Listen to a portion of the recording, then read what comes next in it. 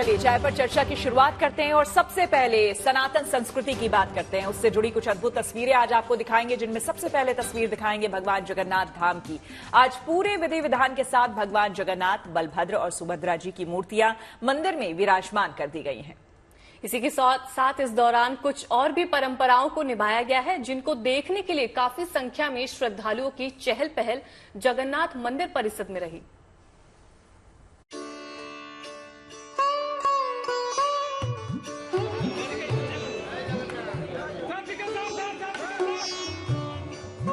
सदियों से सनातन धर्म की अद्भुत मिसाल रही जगन्नाथ रथ यात्रा आज पूरे विधि विधान और परंपरा को निभाते हुए पूरी की गई।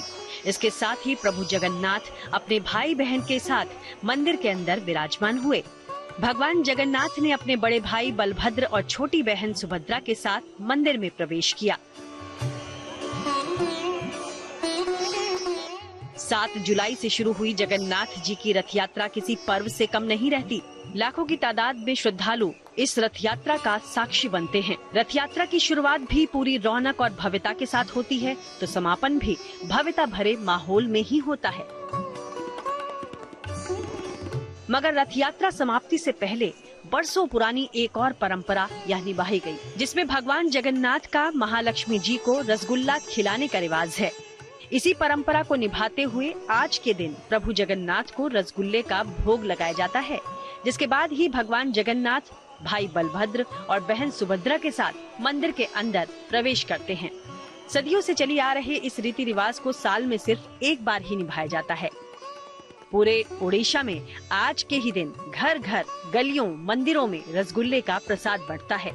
आस्थावान भी मंदिरों में रसगुल्ले का ही भोग लगाते हैं। जगन्नाथ रथ यात्रा पूरी होने के साथ ही लकड़ी के बने इन तीनों रथों को भी तोड़ने की परंपरा है। जिस तरह से हर बार रथ यात्रा के लिए नए रथ को मंझे हुए कारीगर बनाते हैं, वैसे ही इनको तोड़ने की परंपरा भी वही कारीगर ही निभाते हैं। रथों की लकड़ियों को भक्त भी ले जाते हैं, तो कई बार रथ के पहिए दूसरे मंदिरों को भी दिए जाते हैं।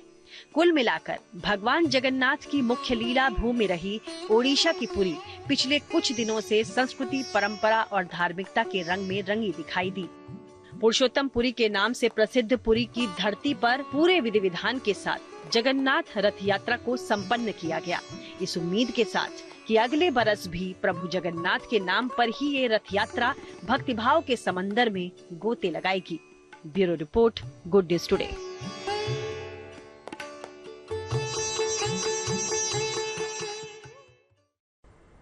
तो बेहद खूबसूरत भव्य तस्वीरें। वैसे देखिए कि हमारी चाय भी उतनी ही खूबसूरत हो जाती है जब हमारी चाय में अलग अलग रंग होते हैं। जैसे भक्ति का रंग आपने देख लिया, इसके बाद हम आपको अलग अलग क्षेत्रों के रंग भी दिखाएंगे। लेकिन फिलहाल भक्ति के रंग को थोड़ा आगे बढ़ाते हैं। सावन का महीना शुरू हो रहा है, हर किसी के लिए सावन का महीना खास होता है। तो खुशी जी, सावन का महीना क्यों खास है? मैं सोच रही हूँ क्योंकि सावन के सोमवार जो होते हैं, तो इस बार मैं सोच रही हूँ व्रत रखूं।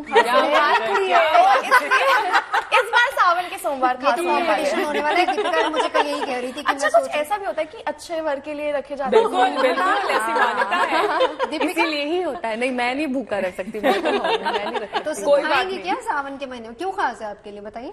मेरे लिए कि शिव मंदिर जाते हैं, पूजा करते हैं, इसलिए मुझे एक पॉजिटिव वाइब आती है। आप थोड़ा व्रत रख लेंगी, लेकिन ये मंदिर जाके पूजा करेंगे। आपके लिए आपके लिए क्यों खास है? मैं वैसे शिव भक्त हूँ। मैं शिव जी, मैं बचपन में स्कूल में जब थी तो मैं कहती थी बाकी भगवान अपनी जगह। मैंने एक छोटा सा शिवलिंग लिया था और जहाँ मेरे बुक शेल्फ था उसके बगल में शिवलिंग रख के मैंने एक वो कूट होता था ना पहले, मतलब कॉपी के जो दोनों साइड होते थे कार्डबोर्ड, उसको लगा के मैंने मंदिर बनाया था। एंड मैं वहाँ पूजा अलग से शिव जी की किया करती थी, मुझे अभी भी याद है। ये लड़कियां ना बहुत ज्यादा भक्ति वाली बातें कर रही हैं। हमारी ऐसा नहीं है कि सारी लड़कियां सच में पूजा वूजा करती रहती हैं। मेरे लिए सावन इसलिए खास होता है क्योंकि इस टाइम पे ना मैं घेवर खाती हूँ, मुझे बड़ा पसंद है। अरे अरे अरे, घेवर लाने वाले बहुत हैं। देखिए, मनोकामनाओं की पूर्ति हो, शिव भगवान को किसी तरह भी प्रसन्न करने का ये महीना है।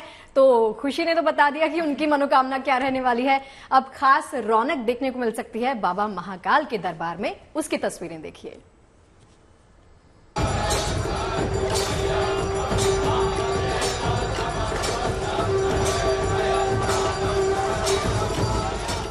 आस्था के रंग से सजने लगा भोलेनाथ का धाम। भोलेनाथ के भक्तों के लिए आने वाली है शुभ बेला। फिर उमड़ने वाली है भक्ति, उमंग और उल्लास की छटा।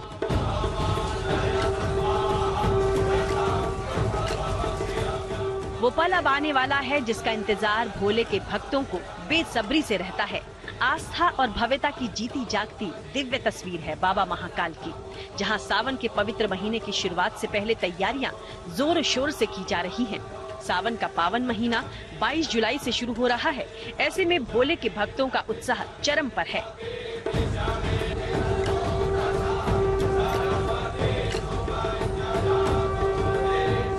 श्रावण में सबसे बड़ी बात है, वैसे तो भगवान को शिव को जलधारा प्रिय है। श्रावण में जलधारा यदि कोई सतत चढ़ाता है, करता है, अभिषेक करता है तो उसको कई गुना पुण्य प्राप्त होता है। लेकिन इसमें बेल पत्र चढ़ाने का बहुत महत्व है। हर व्यक्ति अपने श्रद्धा से, अपनी शक्ति के अनुसार भगवान को बिलपत्र अर्पण करते हैं। कोई व्यक्ति एक बिलपत्र चढ़ाता है और कोई लाखों बिलपत्र, 1.25 लाख बिलपत्र एक महीने में चढ़ाता है। सावन का महीना भगवान शिव को अत्यंत प्रिय है, इसलिए इस पावन महीने का महत्व और ज्यादा बढ़ जाता है। देश भर के मंदिरों में सावन से पहले विशेष तैयारियां की जाती हैं। ऐसे में महाकाल मंदिर में भी खास इंतजाम किए जा रहे हैं। उम्मीद की जा रही है कि इस बार सावन में महाकाल मंदिर में 3 लाख से ज्यादा श्रद्धालु पहुंच सकते हैं। ऐसे में महाकालेश्वर मंदिर में भस्म आरती से लेकर दर्शन तक करने के लिए नया प्लान तैयार किया गया है। श्रावण मास की शुरुआत सोमवार 22 जुलाई को होगी। ऐसे में पहले ही दिन भगवान महाकाल की सवारी धूमधाम से निकाली जाएगी। मंदिर प्रबंधन समिति के अनुसार इस दिन महाकाल उपवास पर रहेंगे। सावन माह में उज्जैन महाकाल की 5 सवारी निकलेंगी। पहली सवारी 22 जुलाई को और आखिरी शाही सवारी 2 सितंबर को निकाली जाएगी। बता दें कि हर साल सावन में महाकाल मंदिर की पूजन परंपरा में विशेष बदलाव किया जाता है। भगवान महाकाल भक्तों के लिए सामान्य दिनों की अपेक्षा करीब 1.5 घंटा पहले जागते हैं। सामान्य दिनों में मंदिर के पट जहां तड़के 4 बजे खुलते हैं, लेकिन सावन में हर रविवार को रात 2:30 बजे मंदिर के पट खोल दिए जाते हैं। बाबा महाकाल खुद में पूर्ण है। सावन में तो भोलेनाथ के स्वरूप की पूजा का विधान दिव्यता से भरा होता है। सावन के पहले सोमवार को उज्जैन के इस महाकालेश्वर मंदिर में भस्म आरती के मौके पर आस्थावानों की भीड़ उमड़ती है। मैं तो हर महीने आती हूँ। बोलते कि महाकाल के बुलावे के बिना कोई यहाँ आ नहीं सकता, पर पता नहीं मुझ पर तो कुछ ज्यादा ही कृपा है, बार बार बुला लेते हैं। इस महीने में मैं दूसरी बार आई हूँ। मुझे यहाँ आके बहुत अच्छा लगता है। एक्चुअली देखो बाल भी खड़े हो गए ऐसे नाम लेकर ही महाकाल के। मैं बहुत भक्त हूँ यहाँ की, हर महीने आती हूँ। मेरा हर काम कर देते हैं, पता नहीं क्यों यहाँ से प्रार्थना करके जाती हूँ, सब काम हो जाते हैं मेरे। सावन के महीने में शिवलिंग पर जलाभिषेक करने से पूरे साल के पुण्य प्राप्ति की मान्यता बरसों बरस से चली आ रही है। इसी आस्था और मान्यता से सराबोर श्रद्धालुओं के सामने भरपूर मौका होता है भोलेनाथ के आशीर्वाद को पाने का। बस इसी आस के साथ हर बार की तरह इस बार भी हर मंदिर शिवालयों में सावन के मौके पर भोले के भक्तों की भीड़ उमड़ने वाली है। उज्जैन से संदीप कुलश्रेष्ठ के साथ bureau report, good news today. चलिए, ऐसा लगता है ना कि ये शिव स्पेशल सेगमेंट हमारा जो चल रहा है इसी को हम आगे लिए चलते हैं। उज्जैन कितने लोग गए हैं आप लोगों में से? हाँ, मैं गई हूँ, बिल्कुल। महाकाल मंदिर भी गई हूँ। बहुत मन है मेरा जाने का। बिल्कुल, बर्थडे पे भोलेनाथ जरूर बुलाएंगे। और आप? नहीं, अभी तक सौभाग्य नहीं। तो ओमकारेश्वर से ना महज 2.5 से 3 घंटे का रास्ता है उज्जैन से ओमकारेश्वर, अब जहां की हम खबर दिखाएंगे। और आपको बता दें कि इस जगह ही जब आप जाएंगे तो एक अलग ही आपको अनुभूति होगी। यहाँ पर जब आप पहुंचेंगे तो पहले आप महाकाल के दर्शन करेंगे, जो अभी अभी हमने आपको दर्शन कराया। और चूंकि सावन का महीना है, यहाँ पर ये पवित्र धाम है और जो 12 ज्योतिर्लिंग हमारे हैं उनमें से एक ये भी है ओमकारेश्वर, जहां की खबर अब हम आपको बताएंगे, क्योंकि यहाँ पर जबरदस्त भक्तों की भीड़ आ रही है। बिल्कुल, तो चलिए आपको मध्य प्रदेश के खंडवा में बसे ओमकारेश्वर धाम के आध्यात्मिक और धार्मिक महत्व को दिखाते हैं इस रिपोर्ट के जरिए।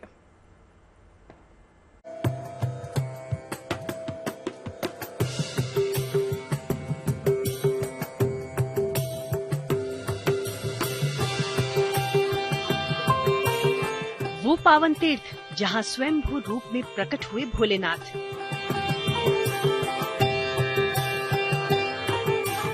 वो चतुर्थ ज्योतिर्लिंग जिसका नहीं है कोई आकार। सावन के लिए तैयार 12 ज्योतिर्लिंगों में शुमार भगवान ओंकारेश्वर का दरबार। सावन का पावन महीना शुरू हो रहा है। ऐसे में मध्य प्रदेश के खंडवा में भगवान ओंकारेश्वर का ये मंदिर देसी विदेशी श्रद्धालुओं के लिए एक बार फिर तैयार है। श्रावण मास में इस चतुर्थ ज्योतिर्लिंग का खास महत्व रहता है। भोलेनाथ की आराधना के लिए, उनकी पूजा अर्चना करने के लिए साधक यहाँ आते हैं और बाबा का आशीर्वाद लेकर जाते हैं। बरसों से आस्था की धुरी रहे इस ज्योतिर्लिंग पर विशेषकर श्रावण मास में श्रद्धा का सैलाब उमड़ पड़ता है। इस दौरान स्नान, ध्यान और दान करने आए तमाम श्रद्धालु भोले बाबा को कुछ पल निहार लेने की इच्छा लिए ओंकारेश्वर दरबार पहुँचते हैं। मान्यता है कि सावन के महीने में स्वयं भोलेनाथ अपने भक्तों के बीच पहुंचकर उन्हें आशीर्वाद देते हैं। यही वजह है कि इस पावन महीने में ज्यादा से ज्यादा संख्या में श्रद्धालु बाबा ओंकारेश्वर के दरबार में माथा टेकने आते हैं। वैसे तो देश के 12 ज्योतिर्लिंगों में शाम की आरती होती है, मगर ओंकारेश्वर में शाम की आरती का विशेष महत्व रहा है। इसके पीछे एक मान्यता है जिसके अनुसार भगवान शिव दिन में चाहे किसी भी लोक में विचरण करें, मगर रात्रि विश्राम वो ओंकारेश्वर में ही करते हैं। तभी भोले बाबा के नाम यहाँ शाम की आरती का विधान रहा है। 12 ज्योतिर्लिंगों में से एक ओंकारेश्वर ही एक ऐसा तीर्थ है जिसके तट को छूकर कोई महानदी जा रही है।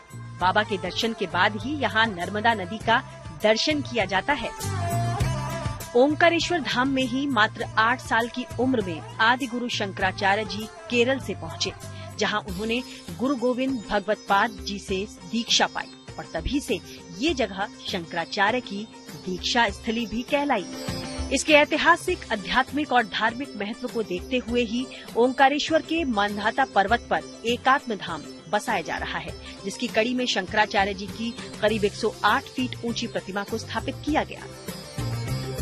वैसे तो 12 मास ओंकारेश्वर मंदिर की प्राकृतिक सुंदरता देखने लायक रहती है, मगर सावन के महीने में ये पवित्र ज्योतिर्लिंग दूसरे ज्योतिर्लिंगों से बेहद जुदा दिखता है। एक तरफ कलकल बहती नर्मदा तो दूसरी तरफ कावेरी नदी का तेज बहाव। इन नदियों से घिरे ओम के आकार के पर्वत पर ये शिवालय सदियों से आस्थावानों के लिए पूजनीय रहा है। ओंकारेश्वर की आध्यात्मिकता मन को अपार शांति देती है। ऐसे में श्रावण मास में भोले बाबा की आराधना और साधना करने वालों के लिए ये पवित्र धाम एक बार फिर तैयार है। मध्य प्रदेश के खंडवा से जय नागड़ा के साथ bureau report, good news today.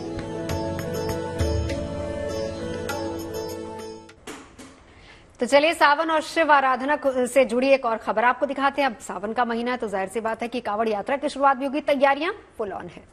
बिल्कुल, देखिए दूधेश्वर नाथ मंदिर जो बताया गया है गाजियाबाद में मौजूद है, जहां पर सिर्फ अभी नहीं, सोमवार के दिन भी बहुत ज्यादा भीड़ होती है। अगर आप देखेंगे तो उस दिन भी काफी ज्यादा भीड़ होती है, लेकिन अब जैसे वहां पर कावड़ यात्री आएंगे, लोग आएंगे, सावन के महीने में शुरुआत होगी लोगों के आने की, तो वहां पर क्या क्या इंतजाम किए गए हैं इस रिपोर्ट में देखिए।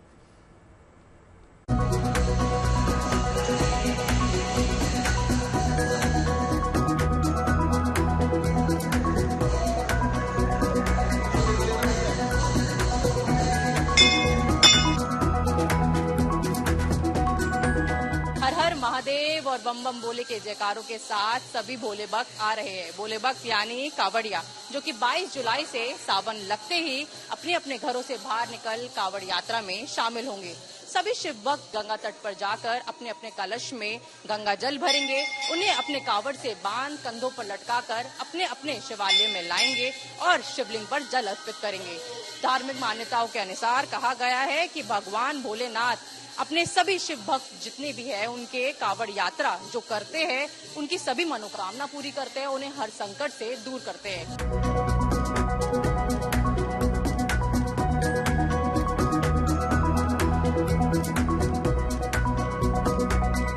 सावन महीने को देखते हुए कावड़ियों के लिए भी बाजार जो है वो पूरी तरीके से सज गया है। इस वक्त हम मौजूद है सदर बाजार मार्केट में और पूरी जो सदर बाजार है इस वक्त भगवा रंग में नजर आ रही है, भोले के रंग में नजर आ रही है। आप देख सकते हैं जगह जगह भगवा रंग की, भोलेनाथ महाकाल भगवान की जो है सिर्फ टी शर्टें, अलग अलग चीजें, जितनी भी कावड़ यात्री है जो कावड़ यात्रा लेकर जाएंगे वो इसी तरीके के जो वेशभूषा जो उनकी पूरी होती है वो पूरे भगवे रंग से बनी हुई होती है। तो आप देख सकते हैं ये सब चीजें जो फैशन जो होता है कावड़ियों का वो इस वक्त से पूरा जो बाजार है उसी से पूरा जो है भर चुका है।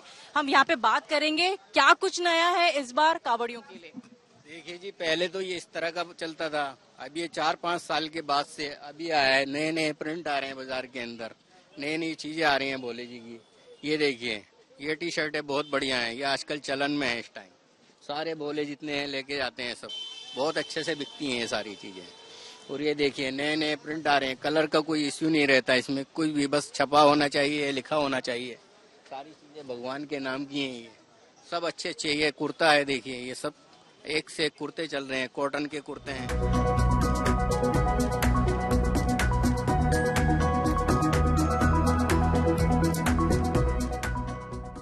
बम बम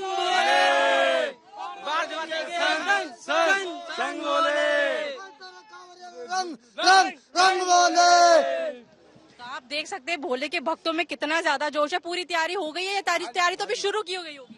तैयारी शुरू की है जी अभी। आप पूरे ओम नमः शिवाय पूरे उसमें नजर आ रहे हो कि हाँ मैं अब कावड़ लेने निकल रहा हूँ, बस जा रहा हूँ मैं।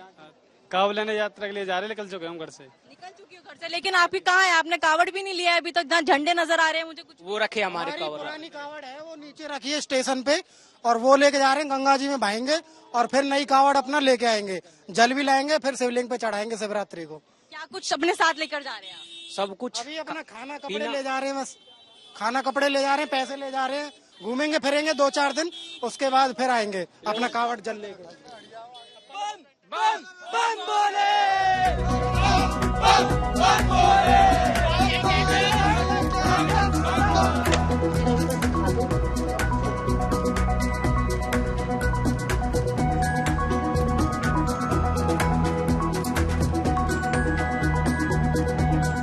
जुलाई अब बस बेहद पास है, सावन का महीना शुरू होने वाला है, उसी के साथ कावड़ यात्रा शुरू होने वाली है, तो बाजारों में तैयारी पूरी जोर शोर से है।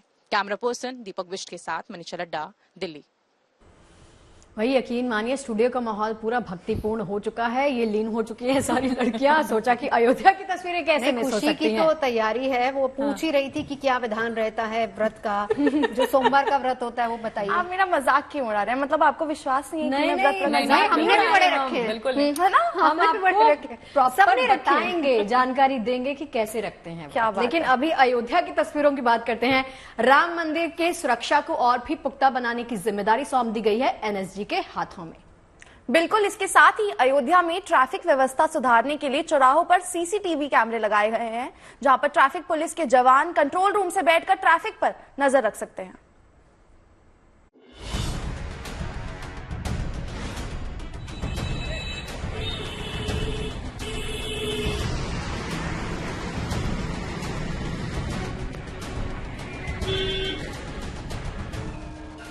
राम मंदिर से जुड़ी है करोड़ों भक्तों की अनंत आस्था। अयोध्या में रामलला के दर्शन के लिए रोज उमड़ता है श्रद्धालुओं का सैलाब। भारी भीड़ के बीच राम मंदिर की सुरक्षा में कोई चूक ना हो, इसके लिए प्रशासन ने एक बेहद अहम कदम उठाया है।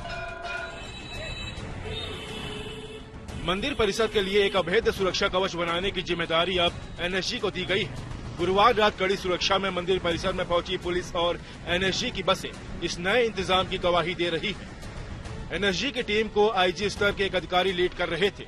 इस काफिले में अयोध्या पुलिस के कई अधिकारी भी मौजूद थे। इससे पहले एनएसजी की टीम ने अयोध्या में कई संवेदनशील जगहों का जायजा भी लिया था। एनएसजी के कमांडो अयोध्या के पुलिस अधिकारियों के साथ बैठकर सुरक्षा इंतजामों से जुड़े मंदिर के नक्शों को भी बारीकी से परख रहे थे। सूत्रों के मुताबिक राम मंदिर परिसर के साथ साथ हनुमानगढ़ी मंदिर के लिए बेहद मजबूत सुरक्षा कवच तैयार किया जा रहा है। सुरक्षा इंतजामों के साथ अयोध्या में ट्रैफिक व्यवस्था दुरुस्त करने की तैयारी भी कर ली गई है। शहर के सभी चौराहों पर 24 घंटे सीसीटीवी कैमरों से निगरानी का इंतजाम किया गया है। अयोध्या के 22 चौराहों पर अब सीसीटीवी कैमरों की नजर लगातार बनी रहेगी। शहर के अलग अलग चौराहों पर 1324 सीसीटीवी कैमरे लगाए गए हैं। ये ऐसे कैमरे हैं जो गाड़ियों के नंबर प्लेट की बिल्कुल साफ तस्वीर खींच सकते हैं। सभी कैमरों को कंट्रोल रूम से जोड़ा गया है। ट्रैफिक पुलिस के जवान कंट्रोल रूम में बैठकर ट्रैफिक व्यवस्था की निगरानी कर रहे हैं। कंट्रोल रूम से निगरानी के साथ साथ नियमों की अनदेखी करने वालों का ऑनलाइन चालान भी किया जा रहा है। इन कोशिशों के नतीजे भी दिखने लगे हैं। कैमरे लगने के बाद 200 से ज्यादा गाड़ियों के चालान हो चुके हैं और अब लोग ट्रैफिक नियमों का सख्ती से पालन कर रहे हैं। अयोध्या से बनबीर सिंह, गुड न्यूज टुडे। जिक्र हो रहा है सावन का, तो ऐसे में बारिश की फुहार साथ मस्ती भी लेकर आती है, क्योंकि बेतहाशा गर्मी के बाद ठंडी ठंडी बारिश की बूंदें गजब की ताजगी का एहसास कराती हैं। बिल्कुल, देखिए जो बात कर रही हैं अभी आपको गोवा की तस्वीरें दिखाएंगे। गो गो गो गोविंदा, गोविंदाओं की टोली यहाँ पर मस्ती करती हुई देखी जा सकती है। तस्वीरें देखिए जरा।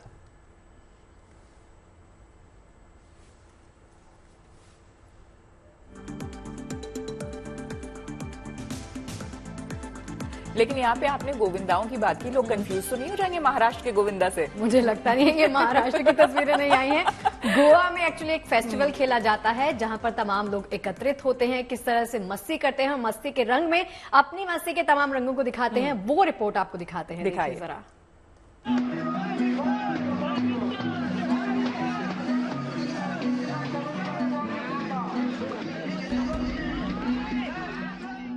मौज मस्ती, म्यूजिक और डांस, क्या बच्चे क्या बुजुर्ग, हर कोई जमकर एंजॉय कर रहा है।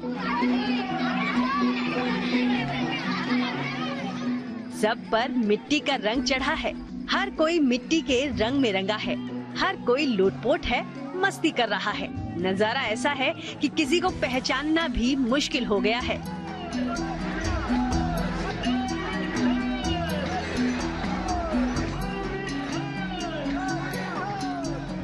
छोटे छोटे बच्चे मटबात का आनंद ले रहे हैं।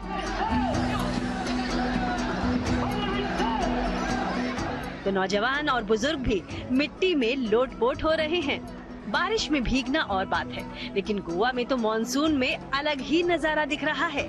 यहाँ के मार्शल इलाके में जमा हुए ये लोग कीचड़ में खिलवाड़ कर रहे हैं। हर साल आषाढ़ महीने की एकादशी को गोवा के इस इलाके में मनाया जाता है दरअसल मड फेस्टिवल, यानी कीचड़ में खेलने का उत्सव। इसे इलाके के लोग चिखला कला के नाम से भी जानते हैं।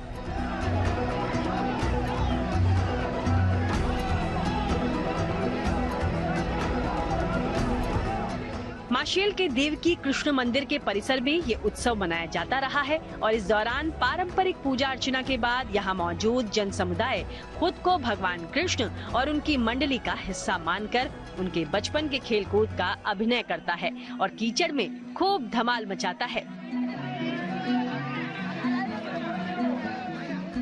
उत्सव का समापन दही हांडी फोड़ने के मुकाबले से होता है, जिसके लिए इन गोविंदाओं की टोलियां बाकायदा वैसे ही पिरामिड बनाकर जोर आजमाइश करती हैं, जैसा आपने जन्माष्टमी के दौरान महाराष्ट्र के दूसरे इलाकों में देखा होगा। जन्माष्टमी पर भले ही यहाँ वैसा नजारा देखने को नहीं मिलता हो, लेकिन आषाढ़ की एकादशी पर यहाँ जो रंग जमता है वो जन्माष्टमी की ही याद ताजा कर देता है। Bureau report, good news today.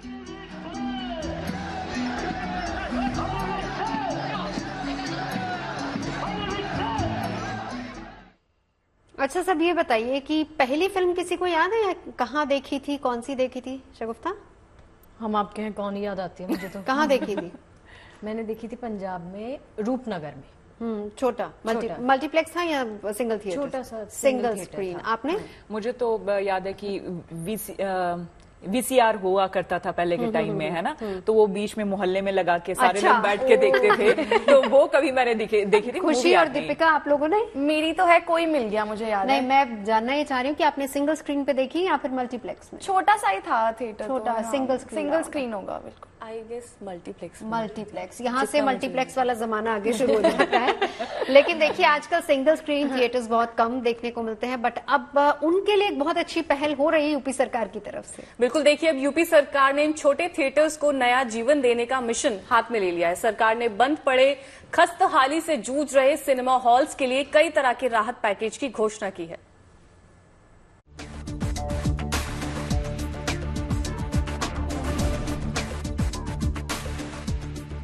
पुराने दिन, सुहाने दिन, यादों की कश्ती में गुजरे वो निराले दिन 90 के दशक को याद करें तो सिनेमा घरों की अलग ही तस्वीर जहन में उतरती है। सिंगल स्क्रीन के वो छोटे सिनेमा हॉल याद आते हैं। मल्टीप्लेक्स की दौड़ में वो तस्वीरें कईयों के लिए धुंधली हो चुकी हैं तो कईयों ने देखी ही नहीं है। लेकिन फिल्मों से हमारा दशकों पुराना प्रेम यूं ही बरकरार है। इसे लेकर यूपी सरकार ने शानदार पहल की है, जिससे सिनेमा घरों को बचाने के साथ ही रोजगार को भी बढ़ावा दिया जा सकेगा। फिल्में अब सिनेमा हॉल, मल्टीप्लेक्स से होते हुए OTT पर उतर चुकी हैं।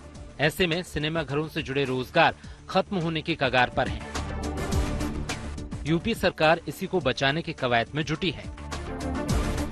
नए सिंगल स्क्रीन सिनेमा हॉल के निर्माण के लिए इंसेंटिव दिया जाएगा। सिनेमा घरों में सिटिंग लिमिट में छूट दी जाएगी। ऐसे में निवेशक बड़े की जगह छोटे सिनेमा हॉल भी स्थापित कर सकेंगे। बंद हो चुके छोटे सिनेमा घरों को फिर से खोलने के लिए सब्सिडी या वित्तीय सहायता दी जाएगी। नए मल्टीप्लेक्स के निर्माण के लिए भी प्रोत्साहन दिया जाएगा। राज्य में 39 जिलों में कोई मल्टीप्लेक्स नहीं है, 10 जिलों में सिनेमा हॉल भी नहीं है। सिनेमा घरों को बढ़ावा देने की नई योजना का मकसद राज्य में एंटरटेनमेंट के लिए एक विकल्प तैयार करना है और साथ ही रोजगार को भी रफ्तार देना है। लखनऊ से आशीष श्रीवास्तव के साथ bureau report, good news today. 23 जुलाई को वित्त मंत्री निर्मला सीतारमण बजट पेश करने वाली हैं। बजट से आम और खास को क्या उम्मीदें हैं, वो रिपोर्ट देखिए।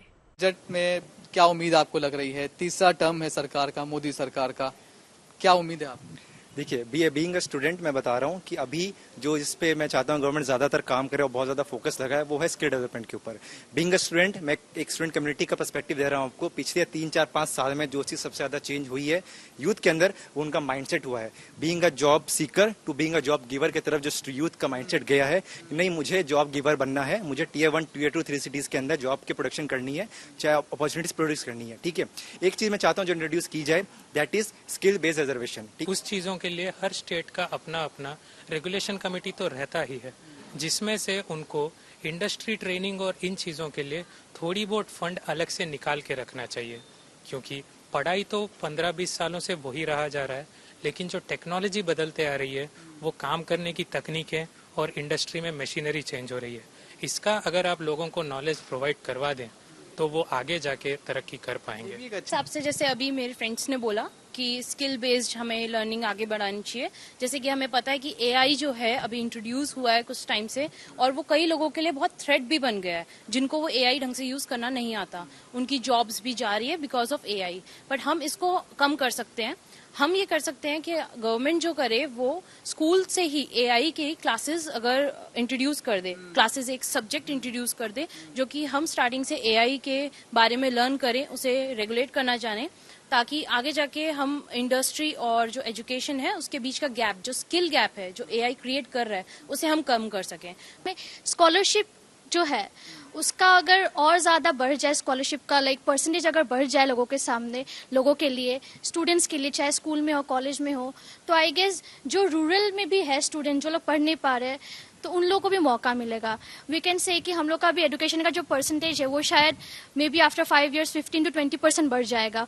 हमारी मुख्य मांग ये है कि जिस तरह से सरकार के कर्मचारी जो होते हैं उनको 60 साल की रिटायरमेंट के बाद जो उनको पेंशन मिलती है, इस तरह 60 साल की रिटायरमेंट के बाद किसान को भी 10,000 रुपए की पेंशन सरकार इस बार बजट में देने का काम करे, जिससे किसान जब बुजुर्ग हो जाता है, 60 साल का हो जाता है, उसके कमाने की उसकी स्थिति नहीं रहती है, ठीक है। उसी को देखते हुए कि भाई जब 60 साल किसी ने बुजुर्ग हो जाएगा तो सरकार 10,000 रुपए महीने की पेंशन देने का काम करे। किसानों का भला हो। डाई का कट्टा 900 रुपए का है, वेट कम कर दिया गया, पहले 50 किलो का था 5 किलो का कर दिया गया।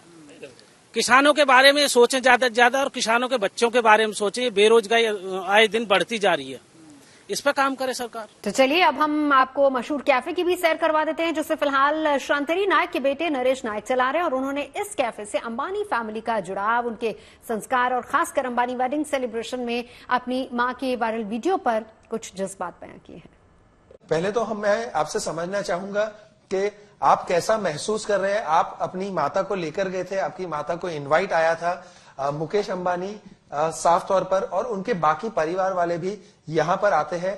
आप का खाना जो है उनको कहीं ना कहीं भा गया है और रेगुलर पेट्रन्स जिसे कहते हैं वो यहाँ पर सालों से हैं। जी, जब हम गए थे शादी में और जब अनंत जी ने जो कहा मेरी माताजी से, मुझे मतलब बहुत आंख में आंसू आ गए, क्योंकि इतने बड़े लोग हैं और हम एक सामान्य रेस्टोरेंट ओनर है और उन्होंने जितना हमें रिस्पेक्ट दिया, मेरी माताजी को रिस्पेक्ट दिया और उनके सामने उनके पैर चरण स्पर्श किए, तो उनमें जो संस्कार जो दिखे वो मैं बहुत वो टाइम में भावुक हो गया।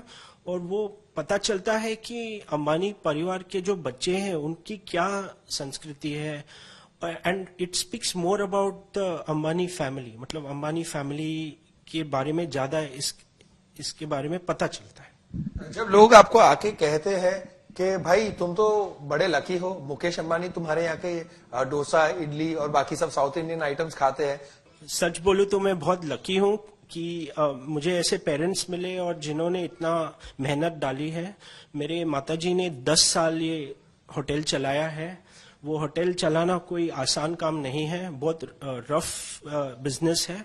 उसके पहले मेरे पिताजी चलाते थे, वो देहांत हो गया उनका 60 साल उम्र में 2009 में। ये जो है ये 80 साल का ओवरनाइट फेम है। हमने बहुत सालों तक दिन रात जोड़कर हमने बहुत मतलब मेहनत डाली है। मैंने खुद पर्सनली मेहनत डाला है, मेरे पिताजी ने डाली है, मेरी माताजी ने डाला है, और उसके वजह से जो हमारे कस्टमर्स है वो हमसे ही हमारे पास ही आते हैं, और अंबानी जी उसमें से एक है और वो हमारे सबसे बड़े सपोर्टर हैं।